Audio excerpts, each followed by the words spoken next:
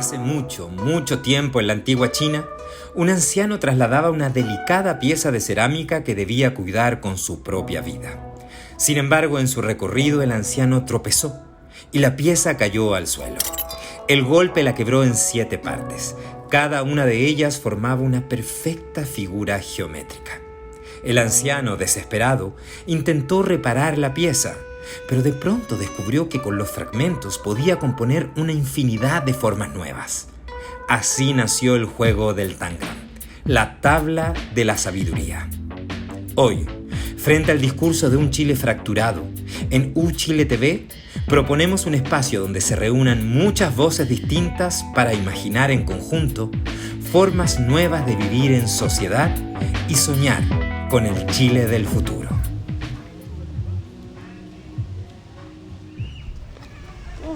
Vivienda digna, una casa que sea de uno mismo, que no sea una caja de fósforo como lo que están dando, porque en realidad si está bien que nosotros seamos gente de bajo recursos, no quiere decir que no tengamos el sacrificio que hace cada uno para tener su ahorro y que venga el gobierno y para darnos una solución más rápido nos den como una caja de fósforo, porque si tienes hijos, muchos hijos, ¿qué haces tú?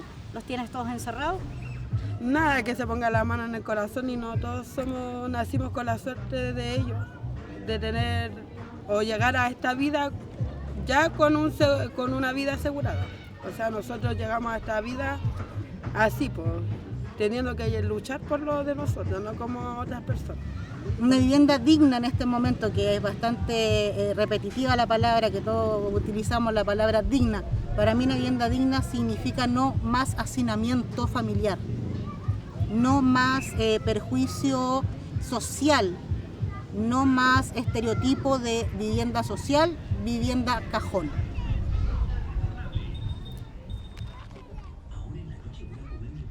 Esto ocurre hace varias décadas y hoy en Chile tenemos otro país. Tenemos una tradición larga en vivienda social, hemos dado respuesta a algunas de esas preguntas, pero tenemos nuevos desafíos. De hecho, estamos en una emergencia en estas materias. Vamos a hablar de vivienda social y en este Tangram vamos a buscar nuevas formas que puedan tomar estos debates que nos preocupan, que nos emocionan, que nos convocan como país, como nación. Nos acompaña el ministro de Vivienda, Carlos Montes, en esta edición de Tangram. Bienvenido, ministro. Muchas gracias por la invitación. Muchísimas gracias por estar con nosotros. Nos acompaña Victoria Herrera, del movimiento Ucamau, que nos va a hablar desde la experiencia del activismo en la búsqueda de soluciones para conseguir un techo. ¿Cómo estás? Sí. Bienvenida. Muy bien, muchas gracias por la invitación también y agradecida de poder compartir acá con dos tremendos personajes hoy día en la política de la vivienda. Y personas que han tenido mucho que decir en vivienda, que hoy están definiendo planes de vivienda social y que estuvieron definiéndolos también como titular en el Ministerio de Vivienda, el exministro Cristian Monkeberg. Bienvenido. Encantado, encantado. Y muchas gracias por la invitación a conversar. Muchísimas gracias por estar con nosotros. Ministro, estamos hoy en una urgencia, en un déficit que es muy intenso, que es el más alto en un cuarto de siglo. Hubo una pandemia, hemos experimentado crisis económicas y seguimos en una crisis económica mundial, hay fenómenos migratorios nuevos. ¿Qué es lo que explica el déficit hoy y la urgencia que la emergencia que está abordando usted hoy? Bueno, en primer lugar, nosotros hemos tratado de decir qué otros momentos similares en la historia, y el año 90 fue bien parecido. Cuando llega la democracia había había alrededor de 1 millón, se estima, de familias sin vivienda en ese momento. Antes de eso fue todo el movimiento del campo a la ciudad, que fue en un periodo más largo, pero fue muy masivo. La toma de la Victoria es parte de ese ciclo, y duró hasta Frei quizás, hasta Frei duró ese movimiento. Y Frei con las operaciones sitio como que cerró una etapa. Esto de la política de vivienda lo dice muy bien usted, tiene por lo menos 120 o 130 años en Chile de discusión, de buscar alternativas, de experiencia de distinta naturaleza. Hoy día vivimos una emergencia habitacional que nosotros nos preguntamos lo mismo que usted, ¿cuál es la explicación? Y le hemos pedido a distintos académicos que digan ¿por qué? ¿Qué ocurre? En un periodo que Chile creció como diablo. Chile creció mucho desde el 90 para acá.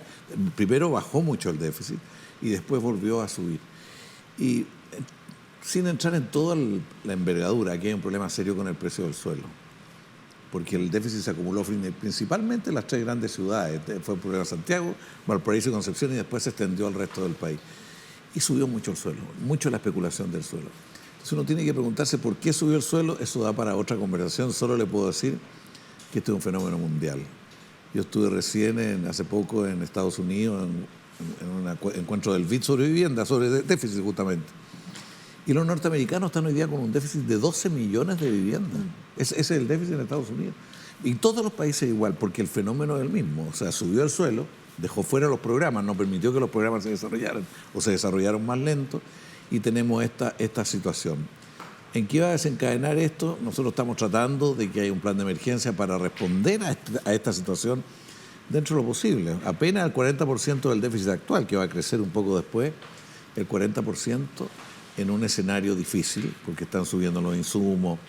Hoy día viene en la prensa el anuncio de distintos medios, el anuncio de una eventual crisis en Estados Unidos y en el mundo de lo que pasó la otra vez, que las viviendas se fueron muy arriba y los créditos no se pagaban y generaron un conjunto de fenómenos. Una burbuja inmobiliaria y una crisis financiera gigantesca. Ministro, lo voy a invitar a que sigamos hablando, porque en el plan de emergencia hay una batería, decimos desde el periodismo, de soluciones, y hay algunas que son mejor recibidas que otras, hay algunas que tienen velocidades quizás más rápidas que las otras. Ya quiero ir contigo, Victoria, pero como estamos justo en el tema respecto a qué factores gatillaron esta urgencia que estamos viendo hoy día, esta emergencia, como exministro Cristian Monkeberg, ¿qué ve usted?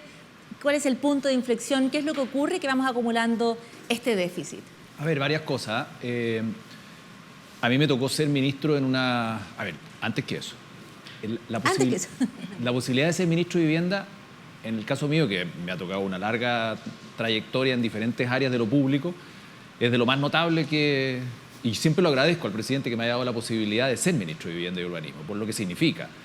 No solamente por la gestión y sacar adelante un trabajo específico, sino que también por la cantidad de buenas noticias y de soluciones concretas a las familias que están esperándolo permanentemente. Entonces, hay un ambiente de quienes hemos estado en el Ministerio de Vivienda que se respira dentro en el objeto que se señala, que es cómo disminuimos el déficit habitacional y cómo logramos que las familias accedan a una vivienda definitiva. Y eso es bien potente y se va a tramitar. Yo me acuerdo, yo te voy a decir una cosa. Hay una mística todavía en... Sí, a veces un poquito más dormida, a veces menos dormida, pero por ejemplo, yo siempre recuerdo que la ministra Zabal, que fue la antecesora mía de la presidenta Bachelet, me dijo: mire, ministro, yo lo que quiero es que a usted le vaya mejor que a mí. Ese es el objetivo. Una frase muy simple, pero que da cuenta de la permanente necesidad de los ministros y las ministras de Vivienda de que esto es un drama, que es un objetivo de país y que hay que lograr que se concrete de buena manera. ¿Por qué? Porque hoy día las familias te esperan 8 años. Mira, una vez una dirigente me decía: ministro, usted es el tercer ministro que veo. Estábamos entregando las casas. Evidentemente no me lo estaba diciendo por felicidad, sino que me estaba remarcando. Yo tres gobiernos, 3 ministros. 3 gobiernos. O sea, en el fondo eran 12 años de espera para poder lograr la vivienda definitiva. Entonces uno se va involucrando y se va involucrando en los temas de vivienda y se va dando cuenta de las necesidades y las urgencias y muchas veces los dramas que viven las familias. Pero Cristian, ¿qué falla? Ahora, ¿qué es lo que falla? ¿Qué falla que se va generando este déficit, que nos va pillando al punto de llegar a una emergencia? A ver, varias cosas. Por eso yo sí, a mí me tocó vivir una etapa muy distinta a la que está viviendo el ministro Carlos Montes, ¿no es cierto? Porque hoy día hay una emergencia declarada. Cuando a mí me toca asumir, el déficit en la cifra, entre la CACEN y el censo, era en torno a 400.000 viviendas. 417.000, sí, es bien curioso lo que ocurre después. Ese era el déficit. Y ahora estamos en 640, no tenemos censo, sí. Esa información es del censo. Pero puede, cuando tengamos nuevas cifras puede subir. Segundo, teníamos campamentos, 300 campamentos. Y en la gestión que a mí me tocó liderar, hicimos un catastro de campamentos. Porque se sabía que no eran 300. Y lo mide la Universidad Católica, la Católica le hicimos un estudio que ahora lo hizo el Ministerio con el BID. Llegamos a 800 y pasamos a 47.000 familias. En 2 años más, el ministro Montes se encuentra con un déficit de 650, más de 1.000 campamentos, 71.000 familias viviendo en campamentos, sin contar las que viven de allegada, que están esperando vivienda, que están arrendando o que están viviendo en una casa con sus parientes, etc. Entonces, es un drama. Y si hay y si hay un mérito que hay que destacar del ministro, yo por eso lo digo porque no es fácil ser ministro de Vivienda, siempre lo tiran para la cola en el gobierno porque hay tantas urgencias, es que logró instalar la idea de que esto es una emergencia y que el gobierno, cuando usted escucha al presidente Boric o a la ministra Vallejo hablar, dice, nosotros tenemos 3 o 4 urgencias y una de ellas, la seguridad, en fin, las pensiones, no sé, vivienda. El plan de emergencia de vivienda. Y eso significa convencer al ministro de Hacienda, a la DIPRE, significa movilizar recursos, generar discusión pública, debate, respuesta. Y obviamente involucrar a las dirigentes y dirigentes sociales. Bueno, el tema de la participación es clave en cualquier política de vivienda. Cristian, ya quiero volver con usted y quiero que dije un segundo para pensar qué es lo que falló, si pudiera encontrar o qué es lo que pasó, más allá de los números. Pero quiero preguntarle a Victoria, desde su experiencia en Ucamau, que es un movimiento que nace en Estación Central, que lleva ya una larga trayectoria desde fines de los 80, ¿cómo vives tú, cómo vivencias tú en la voz de quienes forman parte de Ucamau esta emergencia en la que estamos?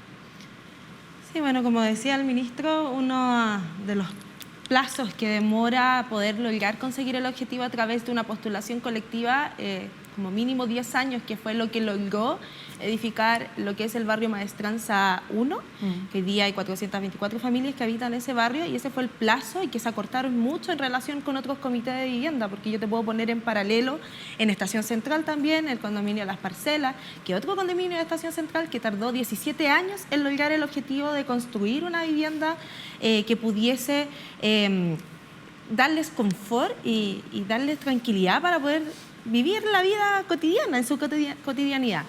Y creo que una de las razones por las que fallamos, y lo mencionó el ministro Carlos Montes, es que hay una mercantilización del suelo que hace casi imposible que las familias, para poder construir a través de un comité de vivienda, logren obtener un terreno que les permita desarrollar estos proyectos, que a través de la organización, de la construcción de barrio previo a la habitación, de habitar este barrio, logren hacer avanzar sus comités de vivienda. Pero hay otras razones por las que las familias no pueden lograr acceder a una vivienda de manera individual, es porque no cumplen los requisitos.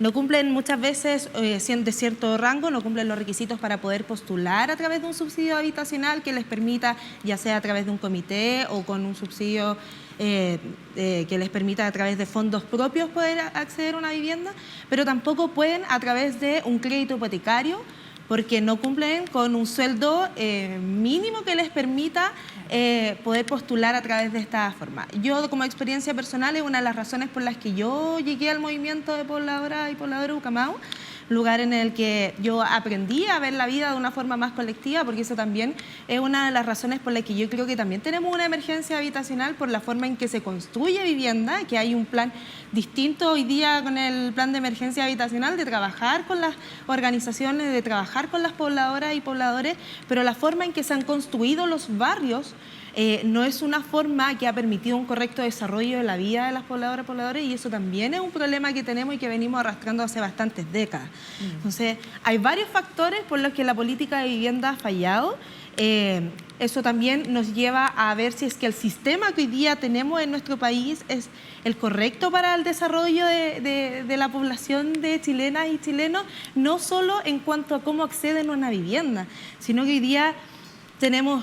La vivienda es una parte, pero el buen vivir conlleva otras cosas, conlleva también las pensiones, conlleva poder educar a tus hijos de una manera en que puedan acceder de manera igualitaria a la educación, el tener un acceso a la salud que les permita recuperarse cuando estén enfermos y no tengan que hacer largas filas en los consultorios, y ahí también tiene que ver en cómo se ha mercantilizado el suelo y en cómo no se ha considerado en el desarrollo urbano que para construir viviendas tenemos que construir servicios también.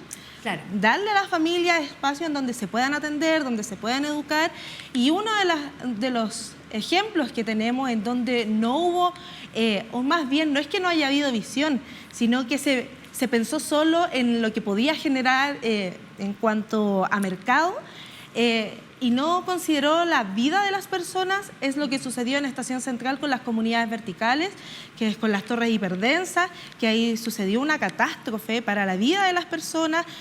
Hoy día no pueden vivir en dignidad por todo lo que ocurre ahí, y eso es porque no hubo una planificación o no hubo, o más bien no hubo un interés.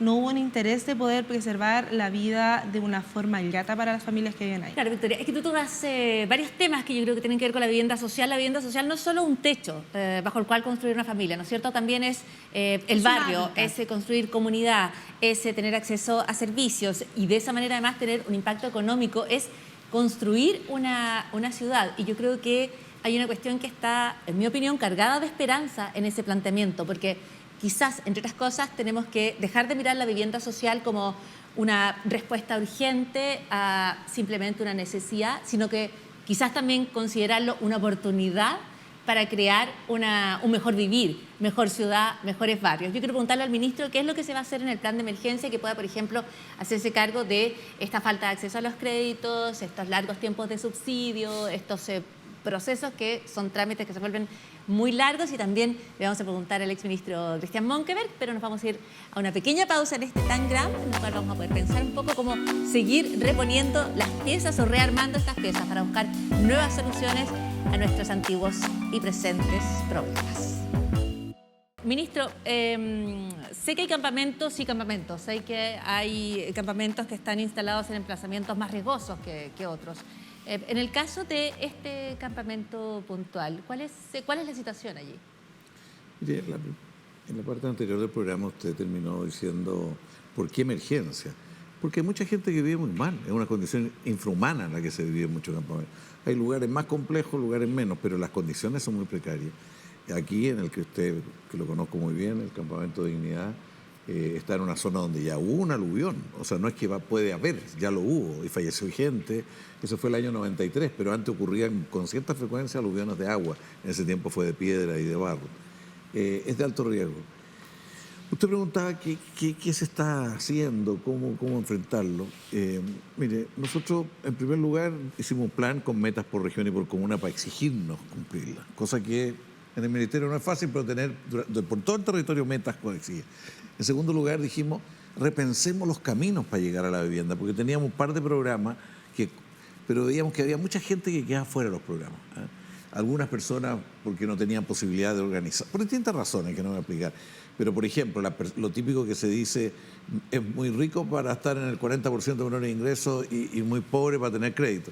Bueno, ahí empezamos con un programa de vivienda para trabajadores, que estos días empezamos con el primero a ejecutarlo. Viviendas para trabajar. Esto existió antes en Chile, pero se paró un tiempo y lo modificamos. Después, otra cosa muy clave en el caso de Iquique es la autoconstrucción. Los vecinos de Iquique quieren autoconstrucción. Ellos quieren tener un suelo estable, loteado, tener calles, en fin, el conjunto, tener luz, agua estable. Distintos caminos. Eso fue lo primero, ¿no? Hay varios otros, los pequeños condominios, que es una cuestión que ya se ha ido desarrollando de distintas maneras, pero está avanzando. Bueno, además de los caminos para llegar a la vivienda, está el suelo. Porque hay que comprar suelo. El Estado tiene que comprar suelo y tiene que hacer que los organismos públicos que tienen suelo nos pasen al Ministerio de Vivienda. Hemos avanzado más o menos rápido en una primera etapa. De las 3.519 hectáreas que se requieren para este plan, nos están faltando poco más de 1.000 hectáreas. Para algunos venían de antes, pero estamos... se han hecho avances en el tema del suelo. Ministro, ha mencionado ya 2 veces el tema del suelo. Me gustaría preguntarle a Victoria y a Christian Monkeberg cómo ven ese tema. Quizás Christian Monkeberg, como exministro, nos puede contar qué es lo que pasa con el suelo, porque aquí se habla de especulación inmobiliaria, se habla de, por supuesto, el terreno se encarece en los sectores donde las familias quieren vivir, que es en aquellas zonas donde hay más acceso a servicios. Nadie quiere ser enviado a la periferia o muy lejos de donde están sus familiares o cualquiera de sus redes. ¿Qué pasa, en su opinión, con el suelo en Chile? A ver, varias cosas. El suelo es como para un programa nuevo, pero... que sea solo sobre el suelo. Sí, pero hay consenso clarísimo de que el aumento del valor del precio del suelo ha ido creciendo cada vez más. Segundo, evidentemente se especula con el suelo. O sea, hay gente que los tiene y los compra para engordar. ¿Y cuál es la única sanción? Si no me equivoco, que pagan un 50% más de contribuciones cuando son suelos o sitio de eriazo en zona urbana. Y no hay mucho más. No hay mucho más. ¿Pero quién tiene los suelos, por entonces, ejemplo? ¿Quién es el principal, sí, qué sector es el que es el mayor propietario de suelos en los cuales se podrían construir viviendas Eso sociales? es muy legítimo si la gente va y compra su suelo. Sí, ciertamente, pero... No es que haya un sector o que haya una mafia, no, son personas sociedades, personas naturales, etcétera, que van y compran su suelo. A lo mejor lo compraron hace 20 años, hace 10 años, hace 5 años. Bueno, ese es un tema. Porque no es solamente la especulación, no es que tengamos lleno de suelo y puras personas esperando que engorden y que engorden y que crezcan. No, está bien. Además, la ciudad se ha hecho más cara. Y además, acceder a una vivienda en zonas céntricas se ha hecho más complejo. ¿Por qué? Porque va subiendo el precio. Si usted ve el aumento de las remuneraciones de cualquier trabajador, en los últimos años, si uno los mide, ha aumentado en un 25% más o menos, cuando uno lee cifras. Y la propiedad ha subido 95% el valor. Entonces, claro, pasa lo que conversábamos recién. No me da mi remuneración para poder acceder a una vivienda más o menos, ¿no es cierto? Y que sea definitiva. ¿Por qué? Porque gano mucho menos para poder acceder a un crédito o para poder ahorrar de lo que va subiendo el valor de la vivienda. Ahora, ¿qué puede hacer el Estado ahí? Varias cosas. Una, comprar suelo. Porque hasta hace 5 años atrás el Estado no compraba suelo. No compraba, estaba vetado. O sea, nosotros no teníamos un banco de suelo. Nosotros nos hacíamos de propiedades y había que construir. Propiedades se construían, pero eso de que existiese la posibilidad que el Ministerio de Vivienda dispusiera de un banco de suelos y comprara y saliera a comprar con presupuesto, no existía.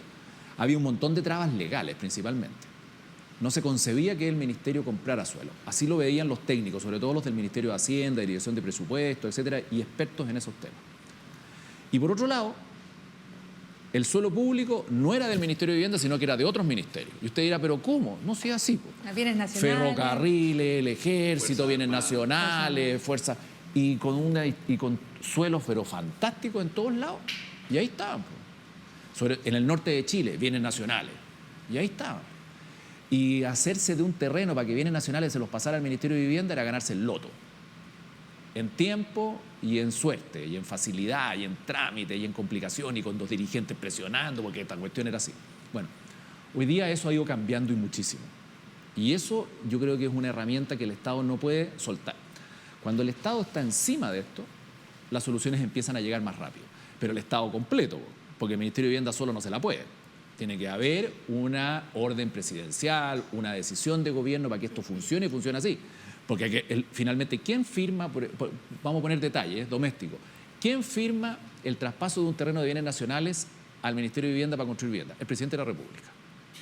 Él tiene que firmar el papel. Entonces, no es solamente convencer a la ministra o al ministro, sino que tiene que haber una política de gobierno para poder producir el traspaso y etcétera, y así. Entonces, y eso se ha ido hoy día entendiendo mucho más. Y por eso lo decía al principio. A mí me tocó lograr y convencimos, y lo digo porque en ese caso el ministro era senador, convencer en ese minuto al equipo de DIPRES, de presupuesto, de que teníamos que tener un apartado de plata dentro de la ley de presupuesto, no solamente para construir, sino que para comprar suelo. Y lo logramos, no sé cómo lo logramos, pero fue un milagro. O sea, aquí faltaba alinear al Estado. Hoy día es un Estado más alineado con la necesidad. O sea, yo creo que había mucho de eso. Ya no monopolizo la palabra, pero había mucho de eso. Quiero darle la palabra a Victoria. Vamos a volver al tema, pero Victoria, es que quiero pasar al tema de la toma, porque la toma a veces se hace en lugares de riesgo. La toma genera su propia comunidad. La toma se puede coordinar y ordenar para lograr un acceso formal a la vivienda. El ejemplo de Victoria, que lo contó Maestranza, por eso me permití interrumpir, era de ferrocarriles. Hablando de los terrenos que hay que tomar desde otros lugares y hablando de las tomas, de las dos cosas. Claro, y lo adquiere la ministra Zabal después de una batalla, digo entre comillas una batalla, de lograr convencer a Ferrocarriles que vendiera ese terreno para poder construir Maestranza, que a mí me tocó no inaugurar, a mí me tocó sobrevivir la quiebra de la empresa que se vino abajo y poderle echar a andar de nuevo la construcción de la vivienda. Sí, bueno, Maestranza vivió varios procesos y el ministro también estuvo presente en esas situaciones. Bueno, las tomas se generan en base a una necesidad de la población y hay tomas que son más organizadas que otras, y yo te puedo dar el ejemplo más cercano, y no es de una toma, pero sí son familias que estaban en un estado de vulneración, de allegamiento y de distintas situaciones que finalmente las llevan a organizarse y a llevar esta lucha por conseguir un espacio en donde estar con su familia, como lo es la maestranza. Y que conllevó varias problemáticas. Bueno, las tomas, cuando logran estar organizadas, pueden llevar distintos procesos que los pueden llevar a un final exitoso, pero lamentablemente son procesos que siguen siendo extensos y son largos. Y volviendo como al tema del suelo que indicaba acá los dos ministros, hay una escasez de suelo y hay una realidad a la que nosotros cedimos como organización, que no podíamos considerar que dentro de la ciudad y en un lugar tan céntrico íbamos a poder construir casas. Hay dentro de la conciencia del colectivo que tener una casa es mucho mejor. Y nosotros tuvimos que instalar que construir o edificar en altura iba a ser mucho más conveniente porque nos iba a permitir conseguir un espacio más pequeño en donde pudiésemos edificar y considerar los espacios de las áreas comunes. Entonces eso también es como que generalmente lo que se invita, y que también sé que desde el Ministerio se está trabajando, es que las distintas comunidades que están viviendo este proceso, ya sean campamentos, ya sean comités, tienen que llevar un espacio de organización que los permite llevar esta lucha y que en una lucha mancomunada, de una conciencia en común, les permita llegar a un proceso que finalmente sea exitoso. ¿Y cómo se distingue? Porque en una toma se esfuerza por los hechos, dar respuesta a una situación que es angustiante, que es apremiante, pero que de todas maneras transgrede, digamos, la norma, ¿no es cierto? Va y la toma se instala. Ahora, lo que hemos visto más recientemente son fenómenos diferentes de tomas donde las personas dicen, aquí hubo una toma en la cual hay también se lotea, se le cobra a las personas por estar allí, o sea, ya no estamos, hay especulación incluso, o sea, no estamos en el escenario de, por ejemplo, lo que veíamos en la película del inicio del programa. También tienes que considerar que a veces en algunas tomas se genera una verdadera mafia. Por eso yo insisto, hay tomas que son muy organizadas, que la comunidad ha logrado avanzar en conversaciones con el ministerio, de poder buscar una solución para esta necesidad de encontrar un lugar donde habitar, pero hay otras tomas que se genera un abuso frente a estas personas que están tratando de cubrir una necesidad y que finalmente se genera prácticamente una mafia por personas que lotean, como dices tú, este espacio y cobran sin ninguna vergüenza. Entonces, esas son las cosas que hay que trabajar en tratar de encontrar, en conversación con el Ministerio, alguna solución que pueda permitir finalmente dar un espacio a estas familias para que puedan vivir. Pero tú haces esa distinción con este fenómeno que yo no sé si es más reciente, pero lo hemos empezado a ver, ¿no es cierto?, en las noticias, estas tomas que ya tienen otras dinámicas y donde hay incluso especulación, el lucro, se lo cobra a la gente. Yo entiendo que el Ministerio dentro del plan está planteando formas de radicación, o sea, que los campamentos den paso a barrios allí donde es posible, y otras formas donde se va a intentar dar soluciones habitacionales a las personas fuera de estos campamentos, porque los lugares no es posible que se queden en esos espacios. Pero ¿cómo se aborda este fenómeno que describe Victoria? Yo creo que es muy importante lo que usted pregunta y lo que decía Victoria. Antes había campamentos que tenían una cierta estructura política, tenían más organización social. Todavía quedan algunos de esos que son los más antiguos, además. Sí. Y eso era una... Hoy día no hay mucha organización. O sea, y quiero decirlo acá, hacen falta los partidos políticos que estén ahí formando gente, ayudando a organizar. Hace falta que las iglesias estén ahí, que en otro tiempo también está. O sea, ahora quedan sujetos muy a su propio esfuerzo y eso afecta a la organización, la cohesión, la solidez. Hay otros campamentos que se ve de gente en un lado, para qué mencionarlo, pero venían los buses desde la frontera directo y les vendían unos terrenos. Hasta en 7 millones un terreno, una toma. Hasta 7 millones. 2.500, 1.500, 1,5 millones, 2 millones y medio. O sea, eran estafados al comienzo con otra historia, con otra cultura, porque varios países latinoamericanos tienen otra cultura. Llegan al lugar y quieren inmediatamente meter ladrillo porque es la forma de hacer la ciudad en otros países. Van inmediatamente a construir. Bueno, es una realidad. Esto es bien difícil. O sea, si usted ve el llamado LAM Paraíso, en el caso de Lampa, que yo doy un saludo a todos los vecinos de Lampa porque han recibido una masa de personas muy grande, y la verdad que no hay servicios escolares, no hay servicios de salud en el sector, hay problemas de transporte, hay problemas de delincuencia, hay distintos temas. Bueno, pero se trata de tener una política que permita resolver. Yo no puedo dejar de responderle la pregunta anterior suya. Las dos veces he hecho lo mismo. Pero, ¿por qué sube el suelo? ¿Qué es la base del problema? Y segundo lugar, ¿qué pasa con el Estado? Son las dos cosas que usted dijo antes. En el caso del suelo, se habla de que Chile es el paraíso de los negocios del suelo. Eso, en récord de Guinness aparece Chile como el paraíso de los negocios del suelo. ¿Por qué? Porque tiene un régimen tributario, que lo decía el ex ministro Monker, Cristian. Un paraíso, la gente compra uno y los impuestos son bajísimos, nada. Estos dos impuestos que pusimos sobre tasa, a mí me tocó trabajar en ellos dos, es poquísimo, entonces les conviene, porque como sube mucho el terreno, pagan los impuestos, porque la diferencia es mínima. Si usted va por Santa Rosa, al final de Santa Rosa, no sé si ha visto, todos esos fondos y todo, esos son de inmobiliarias en general. ¿Ah? Que no es que sea ilegal lo que están haciendo, pero no hay una política pública que permita organizarlo. Creo que en primer lugar es un tema que está muy liberalizado el suelo en Chile. No hay un Estado capaz de planificar, ordenar, se hace un poco lo que se quiere. Si usted mira un país que hoy día tiene más de 300.000 parcelas de grado en todo el territorio, hay una inconsciencia de cómo nos estamos comiendo el terreno agrícola, cómo estamos provocando un tremendo daño ambiental. Nos falta conciencia sobre la importancia del territorio para vivienda y para el país. O sea, me contaban solamente en Maule cuánto ha disminuido la producción agrícola solo por la parcela de grado, 40% cantidad en algunos productos.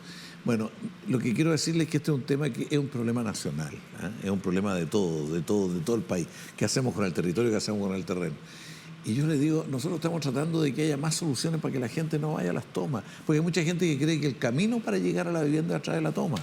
Yo comparto lo que... Se va a poder legalizar finalmente. Claro, pero que al final va a ser ese el camino. Nosotros dijimos, dentro de los programas del Ministerio hoy día, hay dos programas respecto a los campamentos. Uno que es que construir barrios, o sea que las personas que están en una toma se queden ahí, campamento antiguo, situaciones más de mayor organización, capacidad de acceder al terreno, varias cosas. Los de Viña, de Viña del Algunos de Viña, sí, particularmente Manuel Busto, que es uno de los más antiguos, que cuando tú fuiste ministro se gastó mucha plata. El problema es que se pedaleaba en banda porque las normas, y ahora tenemos la ley, una norma que le da facultad a 3 ministros para darle cohesión a las leyes cuando tienen contradicción entre una ley y otra. ¿Cómo se hace eso? Porque los campamentos son situaciones no normales, son distintas y requieren solución. Bueno, pero yo estaba diciendo, uno construyendo barrios, son 369 de los 1000 que tenemos claro en cada región, ¿cuál? Y el resto son campamentos. Primero están los campamentos que están en riesgo, que usted mencionaba ahí, el típico, el de la Florida. Nosotros le hemos propuesto a ellos hacer un par de campamentos de tránsito, de una situación no de riesgo, de que tenga mayor control del territorio, que vea mejor. Esto en la historia de Chile se hizo. Lo hizo Alessandri y lo hizo Salvador Allende. Fueron las maneras de enfrentar para que haya mejor calidad de servicio, mejor calidad de vida en esa transición.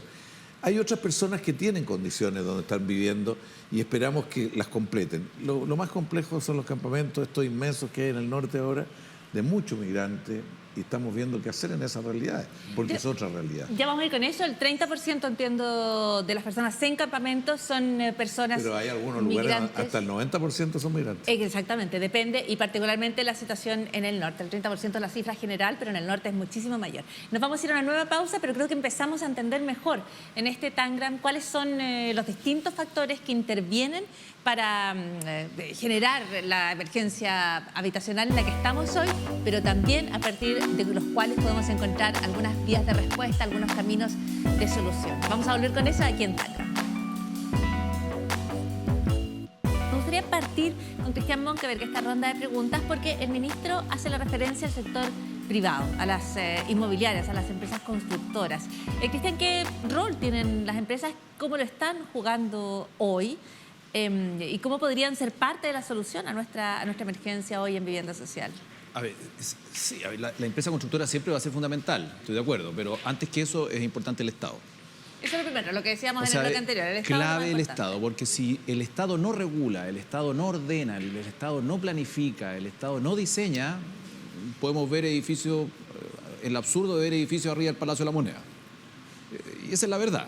Y pasa lo que conversábamos recién con Victoria, que se producen situaciones aberrantes como estos guetos verticales que se hablaba en Estación Central, que eso es falta de regulación, ausencia del Estado, ausencia del municipio, ausencia de plano regulador, ausencia de todo. Entonces se levantaron esas torres llegaron ahí, ¿por qué? No porque a alguien se le ocurrió construirla, tenían permiso de edificación, pero no había regulación. Entonces es clave el Estado.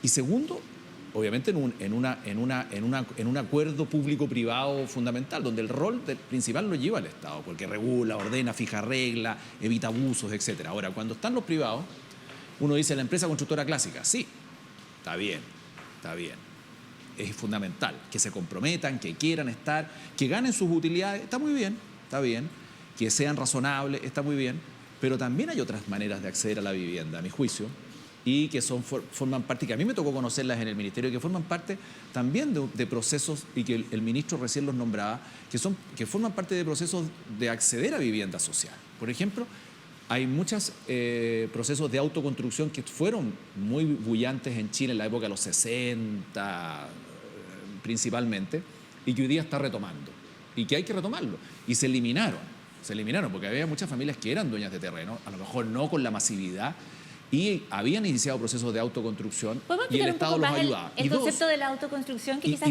no todo el público está familiarizado con lo que significa. Y quiero dejar enunciado. Y dos, lo que hacen los dirigentes. Hay un sector importante de dirigentes que se han atrevido y han dicho, ¿sabe qué más? Nosotros también queremos construir. Y también queremos y somos capaces de montar proyectos de construcción de vivienda con técnicos, con especialistas, etcétera. Y han demostrado, en Peñalolén hay algunos de ellos, han demostrado lograr ese objetivo, donde ellos llevan adelante el proceso de construcción de un edificio, no ellos, sino que a través de una organización, con técnicos, con especialistas, etcétera, pero no es la empresa constructora propiamente tal. La autoconstrucción, miren, finalmente es levantar una vivienda definitiva por la propia familia, con apoyo del Estado y con ciertos grados de regulación técnica. En algún minuto uno le ariscaba la nariz a eso porque decía, bueno, ¿qué va a pasar qué vivienda se va a construir ahí? Cuando venga un terremoto se van a ir abajo. No va a tener la calidad térmica ni las condiciones de habitabilidad que tiene el resto de las viviendas porque cumple con las normas de la Ley General de Urbanismo y Construcción y todo eso que siempre se nos dice. Cuando uno llega al ministerio hay que cumplir con esa ley, con la ordenanza y no sé qué cosa más, porque ahí está todo lo técnico, porque en Chile se construye con muchas exigencias técnicas. Se construye para terremotos. Claro, por de pronto. Y la autoconstrucción adolecía de eso. Pero perfectamente se puede lograr y se ha ido logrando. Entonces, existen diferentes fórmulas. Y otra que está, que yo lo encuentro notable, que son dos temas más. Que más que la empresa privada es cómo se construye en Chile. Porque uno está acostumbrado al ladrillo, ¿no es cierto? Pero la vivienda industrializada nos costaba un mundo. Yo me acuerdo de haber estado en el Ministerio de Vivienda y haber osado a mirar la vivienda industrializada y los funcionarios dentro del ministerio era como hablar de las brujas. Y una parte de los empresarios no querían. Y no querían. Y dos, la madera, el uso de la madera. Y que finalmente todo este proceso va avanzando. Y también la familia asocian madera a precariedad. Y cuando uno empieza a darse cuenta que la madera muchas veces es mucho mejor y más eficiente que el ladrillo, para hacerlo en términos simples. Entonces, hay diferentes maneras de acceder y de hacer más rápido esto. Y eso el plan de emergencia lo tiene. Lo incorpora, sí.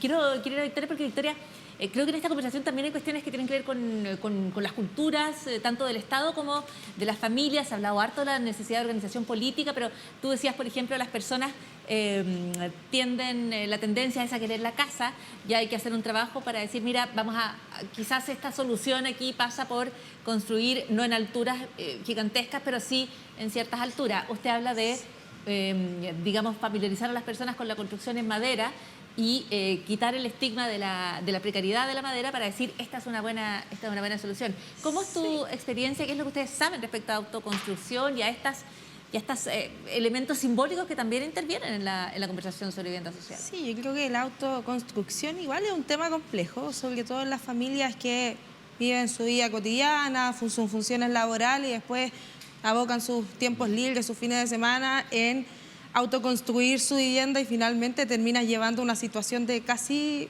explotación.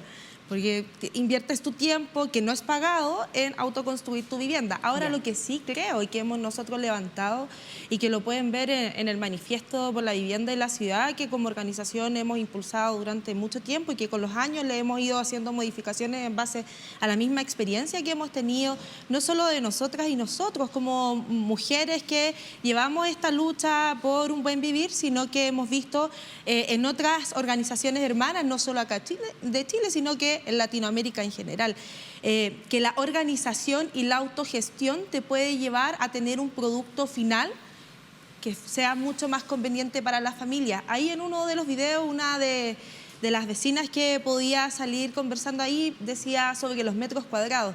Nosotros a través de una lucha de organización, de movilización, logramos que las viviendas de maestranza tuviesen 62 metros cuadrados, lo que en algún momento podía ser impensado para la familia.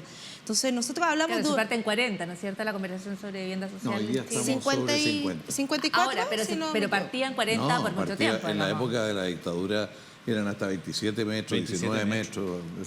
Y que ahí también la vecina indicaba que viviendas muy pequeñas, casi como una caja de fósforo, que es el legado que tenemos de la construcción de vivienda social en nuestro país, y es a eso lo que tenemos que apuntar, a que sean viviendas de calidad, de dignidad, que puedan permitir que las familias desarrollen su vida. Y el suelo tampoco, como indicaba acá el ministro, y que creo que en realidad lo hemos conversado a lo largo de todo este programa, el suelo no solo tiene que ser pensado para construir vivienda o ir a la emergencia habitacional, porque la emergencia habitacional no solo es en cuántas viviendas construimos, sino que cuántos espacios somos capaces de construir que tengan todo lo necesario para que la comunidad pueda vivir con acceso a servicios, etcétera. Entonces ahí el Estado, como también se planteó acá, toma un rol fundamental y que hoy día podemos ver luces de aquellos porque hay un mandato interministerial para que eso se trabaje. Lo hemos podido ver con la ministra Javiera Toro, que ha recuperado terrenos fiscales, que ha hecho un trabajo arduo ahí en recuperar terrenos que son del Estado para que finalmente puedan ser traspasados, a lo mejor no solo para ir a atacar lo que es la emergencia habitacional, sino que a construir ciudad, que es lo que hoy día necesitamos. Ministro, si usted se pudiera sentar en el sillón ciudadano, hablar a la Cámara y plantear su propuesta, o su demanda, o movilizar intención respecto a lo que hoy es más, lo que hoy día podría marcar una diferencia en vivienda social, ¿qué diría? Yo lo que ellas dijeron estoy de acuerdo, porque todas coincidieron que aquí el tema era una vivienda digna y una vivienda propia también se señalaba, y que no fuera chica, en fin. Y yo creo que pero para llegar a eso tenemos que hacer hartas cosas, ¿eh?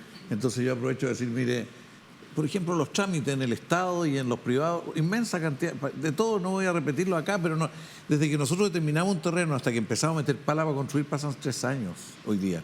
Y tenemos que acortar todo ese plazo, porque eso no se puede sacar eso adelante. Hicimos un estudio de...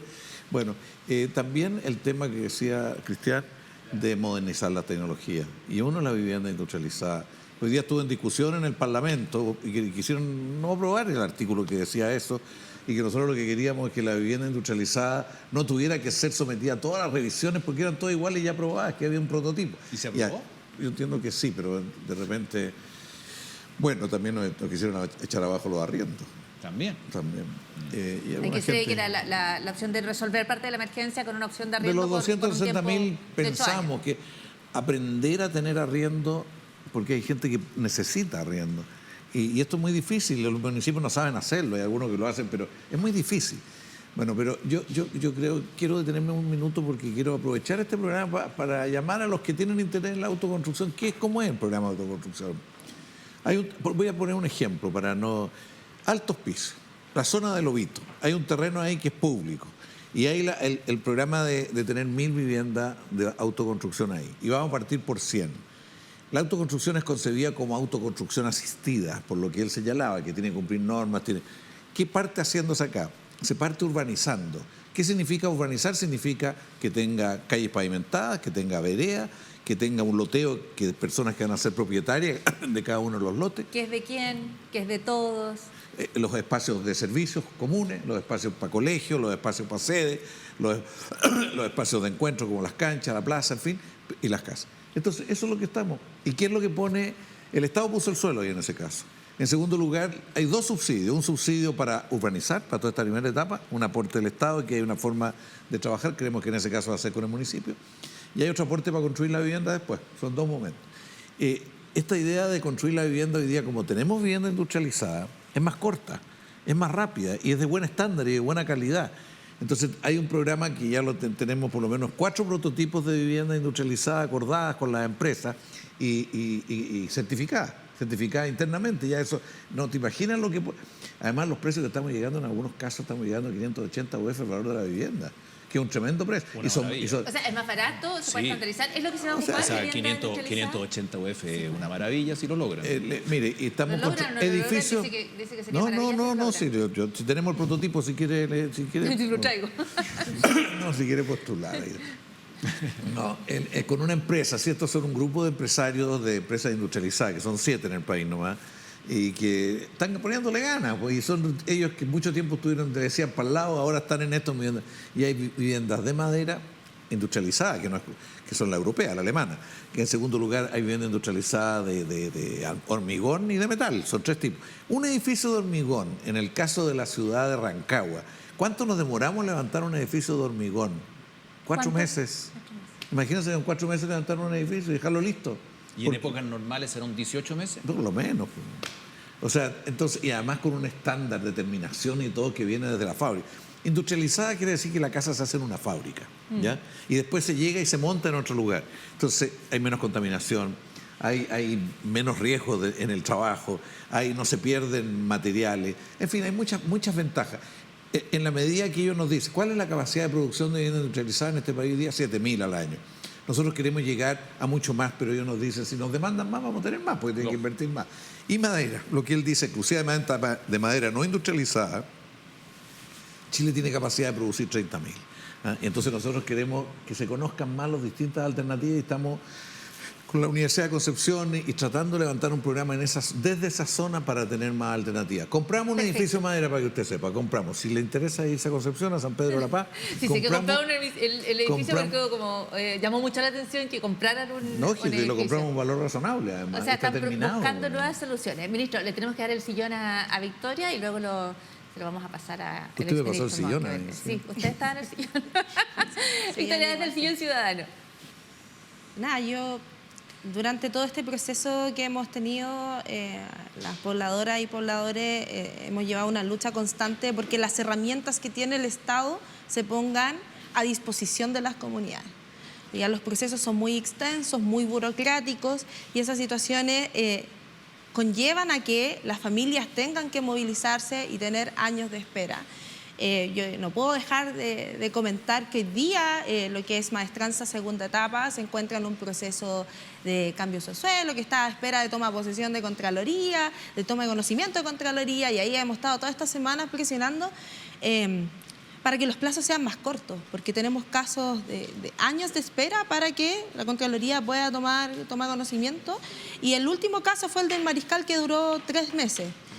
Y 3 meses no deja de ser para las familias que están esperando después de muchos años terminar este proceso. Y creo que hoy día las herramientas del Estado tienen que estar a disposición de las comunidades, invitar a aquellas mujeres fuertes que en sus territorios quieren levantar consignas, se organicen, nos eduquemos en conjunto, que tengamos espacios de liderazgo y a través de esos espacios podamos negociar con las entidades que corresponda para poder avanzar en ir cubriendo las necesidades. Y una necesidad tan básica como la vivienda, pero hoy día también yo creo que nos encontramos en un proceso súper complicado en nuestro país. Estamos post un proceso constituyente que no está muerto, o sea, seguimos ahí. El 80% de la población dijo que quería una nueva constitución y que eso está en el marco de mejorar las condiciones de vida de las pobladoras y pobladores, y ese proceso sigue. Entonces eso también hay que sumarle a la conversación, sí. Y es muy buen punto de las mujeres, porque todos aquí sabemos que las mujeres jefas de hogar son las que en su mayoría levantan las luchas por poder de vivienda social y las luchas por la vivienda. Exministro Monkeberg, su sillón ciudadano, pero no puede extenderse demasiado. No me voy a extender, voy a hacer lo más breve posible. La principal fuerza y motor del Ministerio de Vivienda son las mujeres. Yo entiendo que de las dirigentes en todo el país, en torno al 90%. O sea, la excepción somos nosotros. O sea, la fuerza y el motor del Ministerio de Vivienda, desde el punto de vista social, para empujar estos proyectos, las mujeres. Yo soy optimista a pesar de la emergencia que estamos viviendo, que es dramática. ¿Y por qué soy optimista? Porque si uno ve la conversación que tuvimos acá, uno se da cuenta que hay consenso respecto de lo que hay que hacer. Y eso no ocurría antes. O sea, el Ministerio de Vivienda, más allá de las peleas que se pueden dar, el Ministerio de Vivienda y la política de vivienda hoy día goza de un cierto consenso. Nosotros pensamos distinto, pero yo y usted me ve hablando del rol del Estado fundamental y del cual no podemos desentendernos para llevar adelante una política pública en materia de vivienda. Le dice compañero Monkeberg. No sé, a mí me decían el bolchevique también a veces. Entonces, también, entonces no, pero es muy importante que haya gente como él que piense eso. Y con eso termino. Entonces, eso nos va a permitir tener cierto grado de optimismo, porque cuando hay consenso respecto de lo que hay que hacer, es más fácil avanzar. No digo que va a ser rápida la solución y vamos a seguir sufriendo y a lo mejor van a venir nuevas y nuevos ministros, pero hay consenso y eso yo creo que es oportuno y eso es muy quiero notable. decirle que hay un consejo asesor del plan de emergencia. Él es parte de ese consejo, como exministro, y la exministra Zabal también. Hay representantes de 27 personas. Distintas ideas. Y diversidad, es muy importante. Y el primero que entregó un documento para que todos leyeran y además fue bastante bien recibido fue él. Y gratuitamente. Y gratuitamente.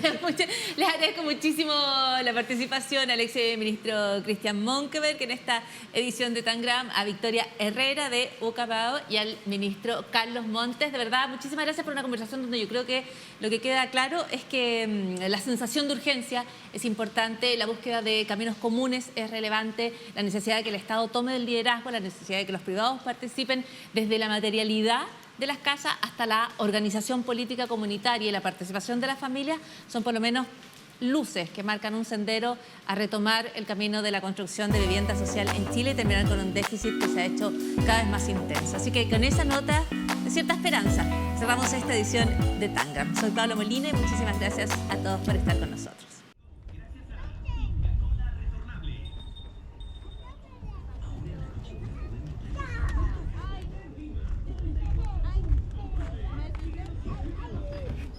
Dale un rato que me miráis con esa cara. Para la plaza al frente.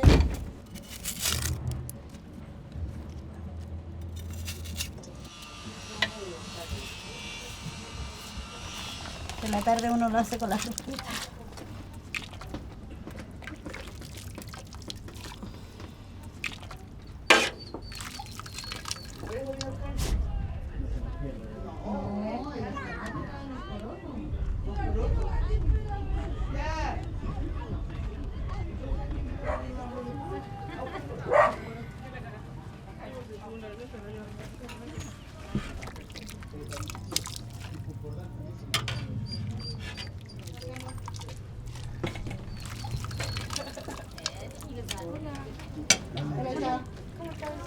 Bien.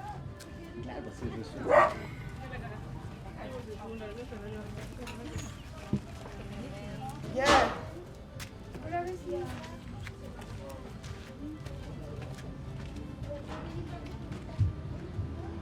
Bueno, el colegio es muy guapa. Ella es la mejor que le gustaría.